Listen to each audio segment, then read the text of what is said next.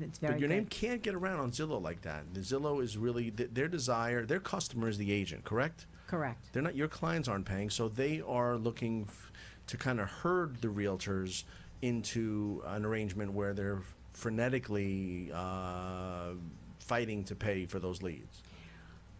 Listen, as I said to you, it's too soon for me to tell. If you ask me in 6 months what's going on with Zillow, I'll let you know. I mean, it's just a week, so I just did it because people in my office, I had spoken to them, they tried it, it's working for them, so I figured maybe it'll work for me. If it doesn't, then I'm finished. Right. That's your anecdotal. I get that. That's your anecdotal experience. But there is this national thing, and I think that Zillow came out around 2006, maybe 7. There are 60 or 80 million views a month, but there's only 4 million deals in the USA. So if it's 4 million in a year versus 60 million in a month, doesn't that tell you a lot of people are just looking at this like it's, beautiful cars or that they can't afford, and maybe even other things that they view online that they don't get to actually grab themselves? I don't know. Exactly. You're probably It's right. been called real estate porn. But- I've heard that. Okay, so let's look at it this way.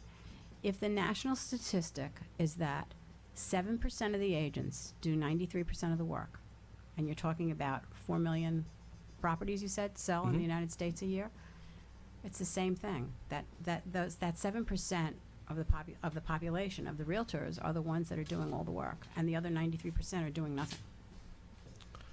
I got it. So maybe the 93% is a real positive thing to the realtors who otherwise might have no leads. Now they're actually capitalizing on your listing and finding, if they're on the side of the listing itself, getting clicked on and getting a customer. I've often wondered that, because if I'm a realtor and I'm on the side of the property listing and someone clicks on my face, that means the person didn't know me and the person doesn't, and I don't know the house. So isn't this kind of a real pennies from heaven? Now wait, you're saying that if somebody clicks on, it's not your listing, right? Correct?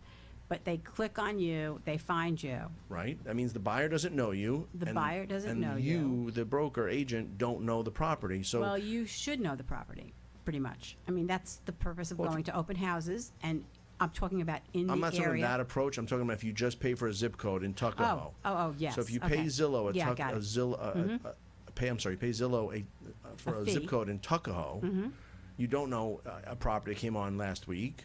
Correct. That means you take a phone call, and I've wondered this, and no one's really given me a good answer. What do you think of the agent that well, then what you would do? Says, not what you do, but what do you think of that person who says, I got a client, and it's not through the result of your efforts, it's someone clicked on your face? Some buyer, I understand, because you have 14 reviews, clicked on you. Right. For a house in Tuckahoe. Well, I would refer You've never been to Tuckahoe. I would okay, refer, but I would refer it to. Okay, let's use North Salem. Let's Pelham. Same anything. Thing. I'd refer it. If you don't, no, but they won't do. They don't want to refer it. They want the client, and they haven't ever met the person, and they haven't ever seen the property in question. But they consider that their customer, and in this age of data disintermediation, it is. It's not their customer. It's not their customer. I agree. The customer Why do you say has that? the right. The customer has the right to choose to whomever they want to work with.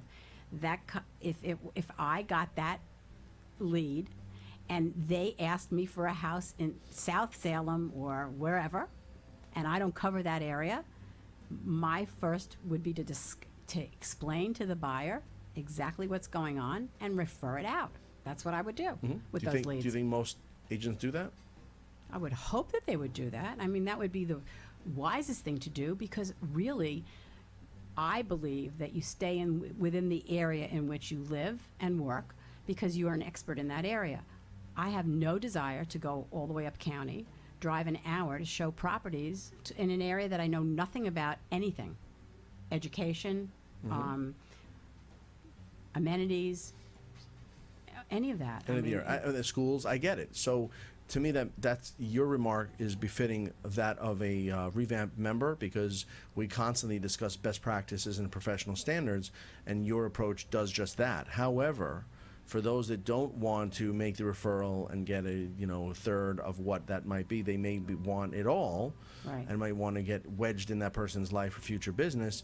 They might get an up 684 and take that trip, and so on. My only question to you, though, really was, do you think it's appropriate for someone, because it's become this kind of, in my book, new practice of advertising on Zillow, and then you say you got a customer when it's through no other efforts of your own other than that patronage of Zillow.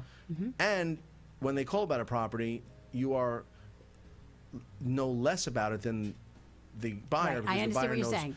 So really, you don't know the property and you don't know the person, but you got a customer. Hooray! Show them another area.